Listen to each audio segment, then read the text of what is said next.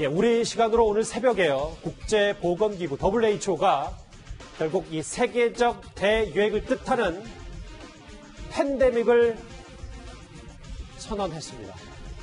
그런데 WHO가 주저하는 사이에요. 전 세계는 절반이 코로나 감염국이 됐고 확진자 수가 무려 12만 명에 달하고 있습니다. We have therefore made the assessment that COVID-19 can be characterized as a pandemic. 정말 뒤늦게 사실상 뭐 대유행이 단 다음에 공식적으로 선포한 거나 다름이 없다는 평가가 많았어요. 근데 이런 이도원 의원님. 네네. 거기에 더해서 이것은 통제될 수 있는 첫 번째 세계적 대유행이라는 표현을 WHO에서 했는데 글쎄요. 대유행까지 선포했으면 좀 더 공격적인 말이 필요한 건 아닙니까? 이 코로나 사태 초기부터 WHO가 너무 소극적이고 너무 낙관적인 거 아니냐 이런 비판을 많이 받아왔습니다만 지금 팬데믹 선포도 사실상 좀 늦었다는 비판을 많이 받고 있죠. 중국에서 발원해서 한국, 일본 거쳐서 이란, 이탈리아에서 확산이 많이 됐고 특히 이게 미국과 유럽으로도 확산되면서 미국에서는 지금 대선 운동이 중지되는 상황까지 오지 않았습니까? 예. 전 세계 모든 대륙에서 지금 심각한 상황이고 일단 선언 자체는 어떤 법적인 구속력이 있다기보다는 상당히 상징적인데 그럼에도 불구하고 선언에 따라서 각국이 자기들한테 굉장히 유리한 조치들을 취해나갈 텐데 그렇게 되면 가장 중요한 게 이제 입국 금지 같은 조치가 될 텐데 그게 우리 한국에 오히려 좀 불이익이 되지 않을까 그 부분이 조금 염려가 되는 상황입니다. 예. WHO에서도 뭐 여러 가지 고심의 뜻을 나타내는 말들도 하고 있습니다. 자, 이제 나라별로 하나씩 짚어보면요. 미국에서는 뉴욕주에 군까지 투입이 됐습니다. 화면 보시죠. It is a dramatic action, but it is the largest cluster. New Rochelle is a particular problem, what they call a cluster. The numbers have been going up. The numbers continue to go up. 장혜철 평론가님, 뉴욕주에는 현재 시간으로 오늘부터 2주간 방위군이 투입되고 지금 미국의 심장부인 워싱턴 DC는 지금 비상사태까지 선포가 됐더라고요, 미국도요. 네, 지금 미국의 주 중에서 비상사태를 선포한 주가 23개로 이제 거의 절반에 육박하고 있습니다. 절반을 넘어섰다고 봐야겠죠.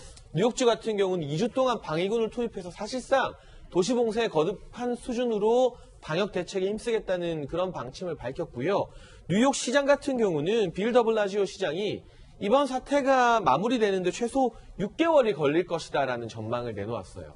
그런데 지금 보면 뉴욕주의 확진자가 216명입니다. 아직 1000여 명도 안 되는데 상황을 낙관하지 않고 굉장히 엄중하게 보면서 이 사태가 장기화될 것에 대해서 미국이 대비를 하고 있고요. 예. 워싱턴 DC가 조금 더 심각한 상황이라고 할 수 있습니다. 확진자가 325명인데 워싱턴 DC 같은 경우는 사망자가 벌써 29명이 나왔습니다.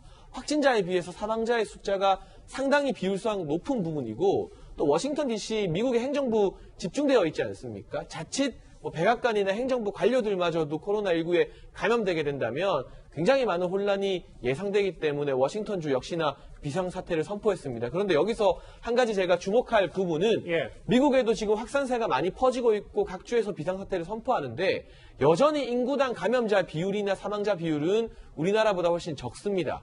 그럼에도 불구하고 뉴욕에서 방위군을 투입하고 시장이 6개월 이상 정상화에 걸릴 것으로 내다본다. 이 사태를 매우 엄중하게 받아들이는 모습. 뭔가 상황을 낙관하고 이게 곧 종식될 거다, 별거 아닐 거다라고 처음부터 말하다가 국민의 혼란을 더 크게 야기시켰던 국내 정치인들의 모습과는 코로나19를 대하는 태도가 많이 다르다는 점도 분명히 드러나는 차이점 같습니다. 미국의 심장부도 비상사태가 선포가 됐습니다.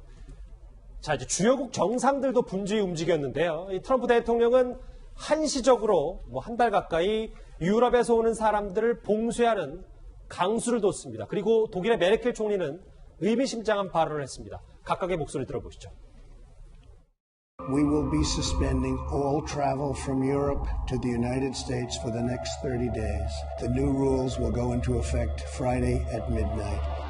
Weiter muss man verstehen, wenn das Virus da ist und noch keine Immunität der Bevölkerung gegenüber diesem Virus vorliegt, keine Impfmöglichkeiten existieren, auch noch keine Therapiemöglichkeiten, dass dann ein hoher Prozentsatz, Experten sagen 60 bis 70% der Bevölkerung infiziert werden, solange dieser Zustand so bleibt.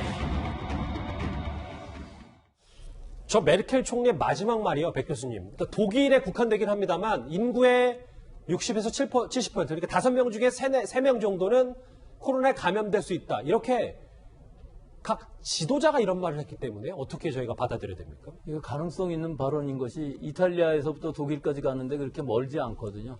이탈리아의 상황을 보면 진짜 최악의 상황을 가고 있고 이 사망률, 치사율이 뭐 6.6% 이 정도로 가고 있습니다. 우리의 거의 10배까지는 아니지만 우리가 0.8%니까 8배, 9배 뭐 이 정도 가고 이탈리아가 있거든요. 그렇죠. 이탈리아의 사망률을 보면.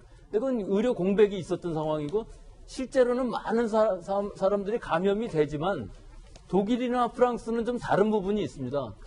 원체 의료 수준이 높기 때문에 실제 사망률은 그다지 높지 않고 이 바이러스가 특이한 부분은 실제 전파율은 굉장히 강하지만 무증상으로 끝나는 사람도 상당히 많아요. 60, 70% 감염이 된다 할지라도 중증 환자만 잘 치료를 한다면 사실 치사율은 몇 명 안 되고 끝날 수도 있습니다. 하지만 사람들이 감염되고 특히 이위의 특성상 이 사람들이 아무리 봉쇄를 잘한다 하더라도 물리적인 봉쇄가 아니거든요.